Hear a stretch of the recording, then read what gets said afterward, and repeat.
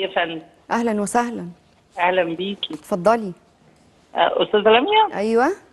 ازي حضرتك؟ يا رب الحمد تكوني لله، بخير. الحمد لله بصي بخير. حضرتك، انا كنت زوجه لزوج سابق يعني، وطلقني وكان ولادي صغيرين. امم. اتجوز واحده يعني قالت له طلقني ثيابي وخد ولديني. معلش انا مضطربه لاني مش واحده مصدقه. واحده. على حاضر. مهلك. وخد ولادي وهم صغيرين قوي، سنه ونص وسنتين ونص. امم. وفضلت منتظرة ان انا اضم ولادي ضم حضانة سنة، والاخر تزوجت راجل ربنا يرحمه رحمة واسعة. اتقوا ربنا في ولادي. المهم اتقى ربنا فيهم. اتقوا ربنا فيهم قوي الحمد قوي. لله. الله يرحمه. المهم بيرجعوا لي ولادي وانا حامل في ابني الاولاني من زوجي التاني ده. امم. الله يرحمه ويسامحه ويغفر له. امين. وبعد ما ربيت ولادي انا وجوزي الله يرحمه، فهو في ابتدائي كده خدوه مني تاني لان انا والدتي متوفيه. امم. وخدوا ولادي. لا تتصوري القسوه اللي ولادي شافوها والعذاب اللي ولادي شافوه.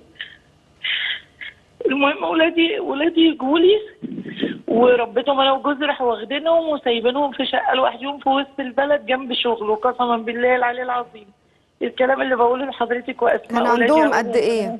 دلوقتي خلاص ولادي انا دلوقتي لا، 58. وقتها كان عندهم قد ايه؟ وقتها كان في ابتدائي، كان واحد في رابعه ابتدائي وخمسه ابتدائي، وراحوا خدوهم من المدرسه عشان زوجته قالت له هاتهم منها، وخدوهم. واقسم بالله يا استاذه لميا ما بكذب على حضرتك.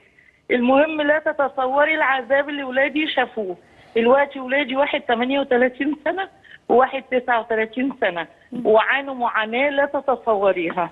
الولد رقم 2 شرب مخدرات، ورحت قلت له، ورحت للدكتور نبيل القدس، ورحت لاولاد دكتور عبد الله شحاته رحمه الله عليه، ساكنين عندنا هنا في النافوره في المقطم.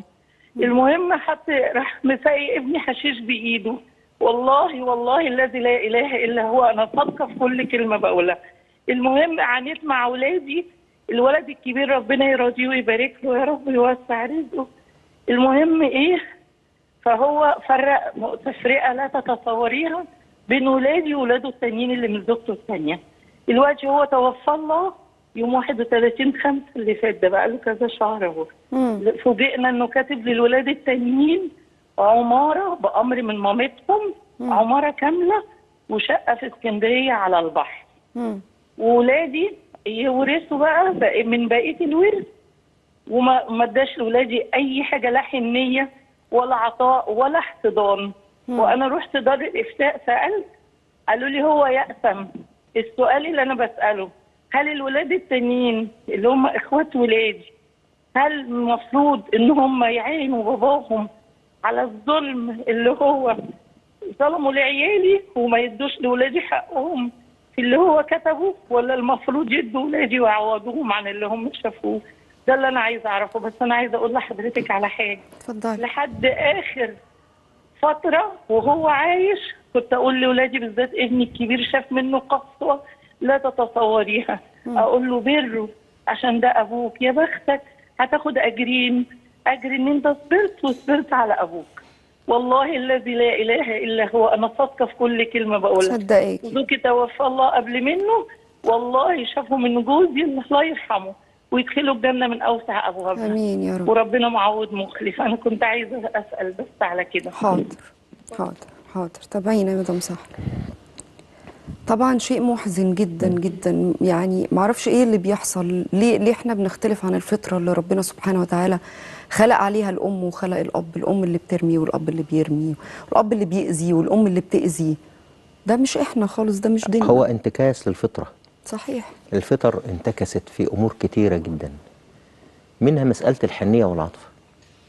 اما نلاقي الاب يرمي الولاد والغريب يحنو عليهم، ونلاقي الاب او الام يستخدموا الاولاد بالضبط. لتصفيه الحسابات. ده خلاف الفطر.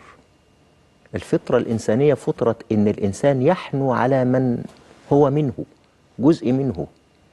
طب لما نلاقي الاب يرمي ويدمر اولاده بالطريقه ديت ويحرمهم ويكتب كل حاجه هناك، ودي بقول لي ما خلاص ملهاش حل، هو حسابه عند الله سبحانه وتعالى. امر بقى ما اقدرش اقول يأس ما يأثمش، هذا امر الله اعلم به. ولكن الاخوات المفروض يردوا، لا ما نقدرش نقول برضه مفروض، هو شيء كتب اليهم وأهدي إليهم هبة بأي صورة من الصور، خلاص إن كانوا بقى احتالوا عليه، إن كانت الست ضغطت عليه، يبقى حسابهم عند الله سبحانه وتعالى.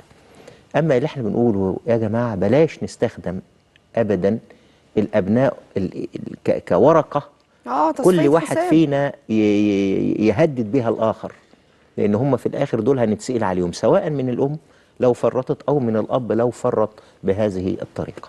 طيب هي بتقول اخواتهم، يعني هو كتب ما نقدرش نقول المفروض اخواتهم يردوا، حبوا يردوا ما فيش عندي حاجه تقول، لكن هم ما عليهمش حاجه، هو الذنب على الاب. ما يقدرش. خلي بال حضرتك، هو دايما المفتي ما يتكلمش هو فلان عليه ذنب ولا لا، يقول هذا جائز ولا لا، يقول حرام ولا حلال. الله بقى سبحانه وتعالى مع عباده في الآخرة يعني كيفما شاء سبحانه وتعالى. فلذلك والله بنقول لهؤلاء لو يعني عشان يلموا اخواتهم ويبقى كلهم مترابطين وفي بينهم محبة، والله لو نقضوا هذا وأعادوا التوزيع خير وبركة. أما فرض عليهم لا، ليس فرضا. تمام.